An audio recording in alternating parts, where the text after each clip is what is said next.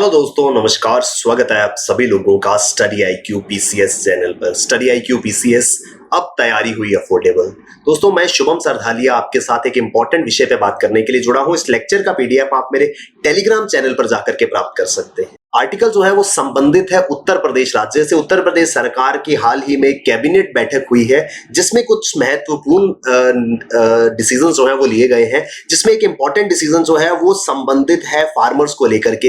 एक ambitious scheme, एक महत्वाकांक्षी योजना उत्तर प्रदेश सरकार की, जिसका नाम है पंडित दीनदयाल उपाध्याय किसान समृद्धि योजना। उसको 5 साल तक के लिए एक्सटेंड करने का फैसला जो है वो यूपी कैबिनेट द्वारा लिया गया है। दोस्तों, ये स्कीम क्या है, क्या इसका लाभ होगा, किस तरीके से किसानों के लिए हेल्पफुल होगी, इन सभी बातों पर हम विस्तार से चर्चा करेंगे। इन डेप्थ, इन डिटेल जो है इस टॉपिक को समझेंगे। अगर आप पहली बार स्टडी IQ PCS चैनल के साथ जुड़े हैं तो डेफिनेटली इस चैनल को सब्सक्राइब कर लीजिए, क्योंकि स्टेट PCS एग्जाम्स को प्रिपेयर करने और उन एग्जाम्स को क्वालिफाई करने के लिए ये चैनल आपका वन स्टॉप सॉल्यूशन रहने वाला है। दोस्तों, अगर आप सिविल सर्विसेज की तैयारी कर रहे हैं, स्टडी IQ का पहला लाइव फाउंडेशन बैच जो है वो स्टार्ट होने वाला है। इस बैच में आप अपनी प्रिपरेशन जो है वो कर पाएंगे स्टडी IQ की एक्सपर्ट फैकल्टी के साथ।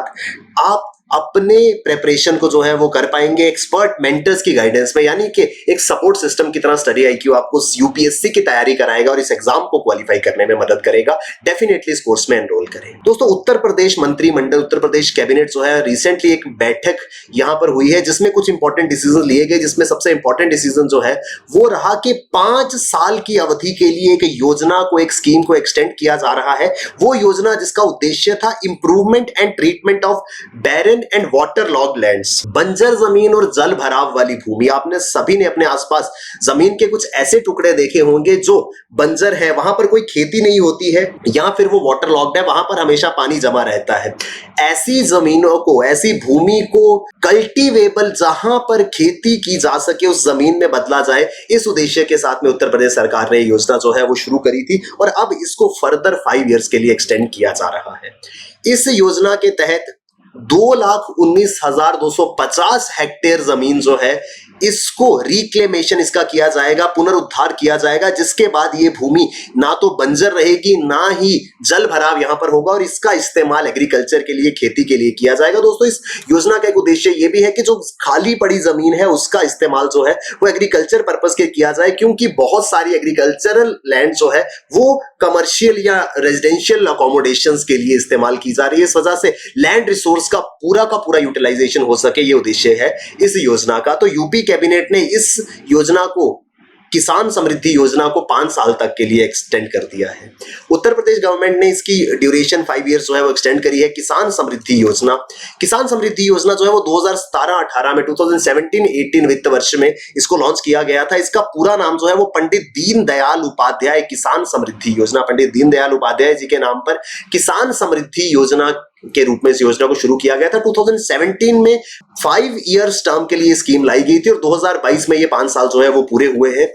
इस योजना के तहत, जैसे मैंने आपको पहले बताया, जो बैरन लैंड है, जो वाटर लॉग्ड लैंड है, इससे जो बंजर जमीन है, जल भराव वाली जमीन है, वहां पर खेती की जाएगी। और इससे क्या होगा, जब खेती होगी तो क्रॉप प्रोडक्शन अनडाउटेडली बढ़ जाएगा, क्योंकि राइजिंग पॉपुलेशन की जो फूड ग्रेन्स की डिमांड है उसको फुलफिल करना है। जमीन जो है वो चाहिए थी रेजिडेंशियल पर्पसेस के लिए, कमर्शियल पर्पसेस के लिए। इस वजह से एग्रीकल्चरल लैंड का शेयर जो है वो कम होता जा रहा था। तो सरकार ने रुख किया ऐसी जमीन का, ऐसी भूमि का जो अभी तक वीरान पड़ी थी, जहां तो वो बंजर थी या फिर उसमें जल भराव रहता था, और इस जमीन को बदला जा रहा है एग्रीकल्चरल लैंड में। इससे किसको फायदा होगा? अनडाउटेडली फार्मर्स को, किसानों को फायदा होगा। जो फार्म लेबरर्स हैं उनको फायदा होगा, जो कि सेलेक्टेड प्रोजेक्ट एरिया है, जहां जहां पर इस स्कीम को इंप्लीमेंट किया जाएगा, जो इसका प्रोजेक्ट एरिया होगा, वहां पर इस योजना का लाभ जो है वो किसान हो गए, चाहे फार्म लेबरर्स हो गए, वो इस योजना के लाभार्थी बनेंगे।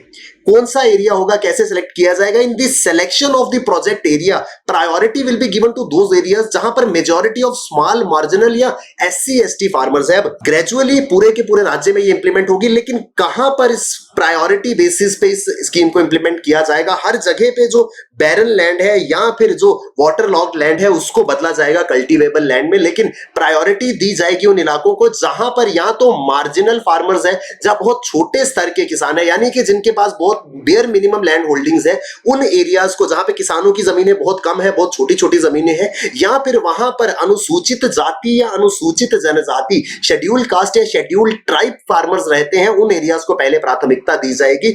वहां पर जमीन जो है उसको कन्वर्ट किया जाएगा और बाद में ग्रेजुअली अलग अलग हिस्सों में इसको जो है इंप्लीमेंट किया जाएगा। दोस्तों यहां पर इस स्कीम के अंतर्गत दो चीजों पर पैरेलल काम होना है। एक है बैरन लैंड, जमीन जो बंजर है जहां पे फसल नहीं होती है, और दूसरी है वाटर लॉग्ड लैंड। दोस्तों ये दोनों ही फ्रंट्स पर काम जो है वो करना होगा। बैरन भूमि यानी कि जो बंजर जमीन है उस पर खेती नहीं होती थी उसको कल्टीवेबल बनाना है, और दूसरे पीसीज ऑफ लैंड वो होंगे जहां जल भराव रहता है।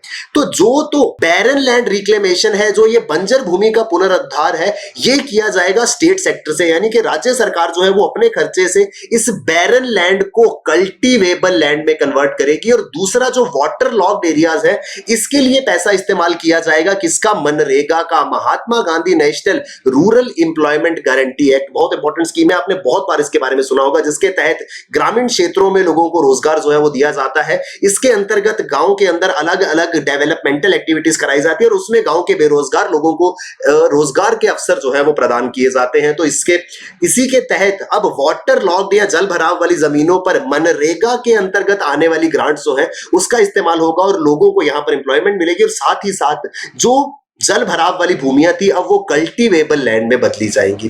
टोटल 602.68 करोड़ रुपए की लागत जो है वो 5 सालों में आने वाली है, जिसमें से 501 करोड़ रुपया जो है वो स्टेट सेक्टर से आएगा, राज्य सरकार का होगा। 51.25 करोड़ रुपए मनरेगा से आएंगे और 49.84 करोड़ रुपए फार्मर्स का शेयर होगा, यानी कि जितने भी छोटे छोटे किसान हैं जिनकी भी जमीन है उनको कुछ हिस्सा जो है वो देना होगा, छोटा सा कंट्रीब्यूशन उनको देना होगा। उसके अलावा मनरेगा का पैसा होगा, राज्य सरकार पैसा देगी। 602.68 करोड़ रुपए की लागत से अगले 5 साल तक ये योजना जो है वो इंप्लीमेंट की जाएगी उत्तर प्रदेश में।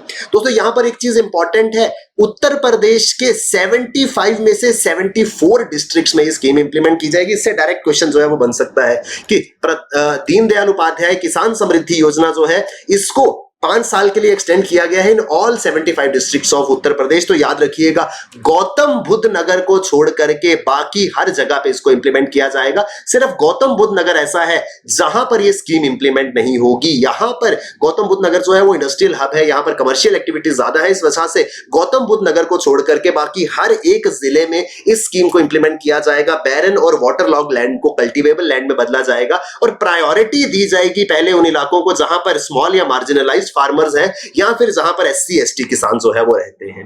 ऑपरेशन ऑफ दिस स्कीम से क्या होगा? अनडाउटेडली एग्रीकल्चरल प्रोडक्टिविटी बढ़ेगी, प्रोडक्शन बढ़ेगी। इस स्कीम का फेज 1 मैंने आपको बताया 2017 में लॉन्च किया गया था। पहले चरण में 1,57,190 हेक्टेयर भूमि जो है उसको कल्टीवेबल बनाया गया था। उस समय इस योजना में 332 करोड़ की लागत आई थी, लेकिन अब ये लागत जो है वो बढ़ जाएगी और जो कल्टीवेबल लैंड है वो भी 2 लाख वर्ग किलोमीटर से माफ कीजिएगा, वो भी 2 लाख हेक्टेयर से ज्यादा की जमीन जो है उसको अब कल्टीवेबल लैंड में बदला जाएगा। तो ये एक इंपॉर्टेंट कैबिनेट डिसीजन था। इसी के साथ में कैबिनेट मीटिंग में, कैबिनेट बैठक में एक और महत्वपूर्ण फैसला जो है वो लिया गया है, जिसका संबंध है पीलीभीत टाइगर रिजर्व से। तो सरकार ने यह फैसला लिया है कि पीलीभीत टाइगर कंजर्वेशन फाउंडेशन जो है वो बनाई जाएगी, जिससे कि पीलीभीत टाइगर रिजर्व के आसपास का जो इलाका है यहां पर ecological, economic, social and cultural development जो है वो हो पाएगी। पीलीभीत टाइगर रिजर्व के आसपास के इलाके की समृद्धि के लिए, यहां पर आर्थिक विकास के लिए, सामाजिक विकास के लिए एक बॉडी का गठन होगा जिसका नाम होगा पीलीभीत टाइगर कंजर्वेशन फाउंडेशन। दोस्तों इससे इंपॉर्टेंट हो जाता है जानना पीलीभीत टाइगर रिजर्व के बारे में। शाहजहानापुर डिस्ट्रिक्ट ऑफ उत्तर प्रदेश में और पीलीभीत डिस्ट्रिक्ट में मिलकर के ये पूरा का पूरा टाइगर रिजर्व जो है वो फैला हुआ है। ये 602 वर्ग किलोमीटर से ज्यादा के इलाके में फैला है। नेपाल की सीमा से सटा हुआ यह इलाका है, पीलीभीत टाइगर रिजर्व है। 9 जून 2014 को इस एरिया को टाइगर रिजर्व जो है वो घोषित किया गया था।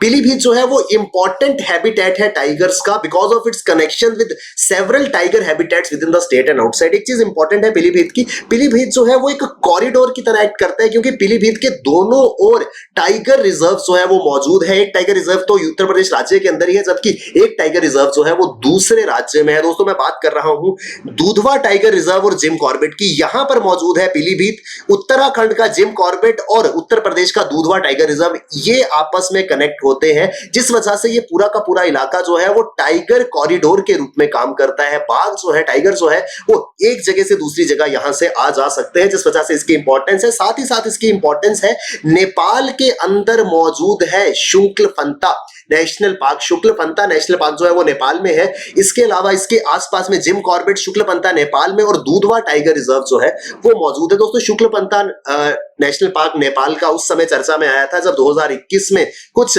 जानवर जो है वो शुक्लफंता से आकर के पीलीभीत टाइगर रिजर्व में दाखिल हो गए थे। यहां इन्होंने कुछ उत्पात जो है वो मचाया था। तो पीलीभीत टाइगर रिजर्व को लेकर के ये इंपॉर्टेंट डेवलपमेंट जो है वो देखने को मिला है। पीलीभीत टाइगर रिजर्व के आसपास के इलाके में टाइगर कंजर्वेशन फाउंडेशन जो है वो बनाई जाएगी, जो इस रीजन की इकोनॉमिक और सोशल डेवलपमेंट के लिए काम करेगी। दोस्तों इस रीजन में और भी इंपॉर्टेंट टाइगर रिजर्व है, राजाजी, जिम कॉर्बेट, पीलीभीत, दुधवा।